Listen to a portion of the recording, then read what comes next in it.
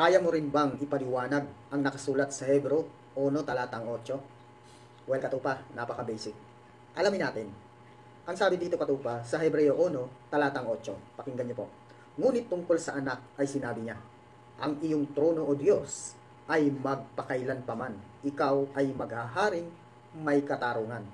Well, katupa, sa talatang itong binasa natin, ito po ay patungkol sa kautusan po ng ating Panginoong Diyos na kung saan mababasa po natin sa talatang 6 na karugtong po ng talatang ito sa 8. Ang sabi sa bandang itaas sa talatang 6 ay susuguin po ng Ama o ng tunay na Diyos na sasambahin ng mga anghel ng Diyos ang kanyang panganay na anak. Ang tanong, sino po ba yung tinutukoy sa banal na kasulatan na panganay na anak na kanyang susuguin sa sanlibutan upang sambahin ng mga anghel ng Diyos? Walang iba po kundi ang Panginoong Hesukristo.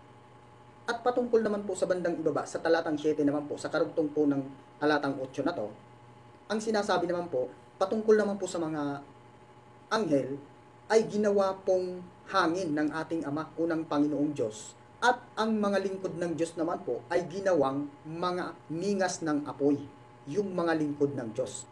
At sa talatang itong gusto mong ipaliwanag ko, sa talatang 8, patungkol naman sa anak ay sinabi niya, ang iyong trono o Diyos ay magpakailanpaman, ikaw ay maghaharing may katarungan. So, ibig sabihin po sa talatang ito katupa, no, tungkol sa anak, sinabi niya, sino po ba yung anak?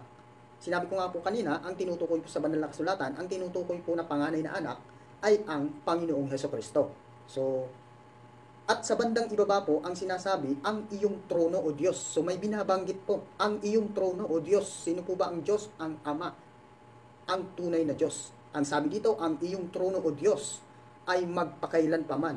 Ikaw ay maghaharing may katarungan. Ngayon, paano matutupad yung kautusan na to?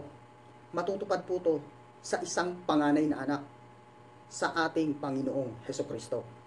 Yung trono po ng Ama, unang tunay na Diyos, ay mapapa sa Kanya o mapapa sa kay Kristo.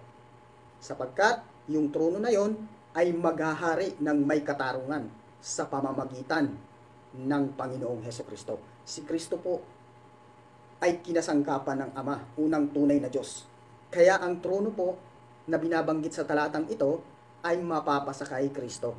Ito po ang maghahari, yung kalooban ng Ama, unang tunay na Diyos, mapapakay Kristo.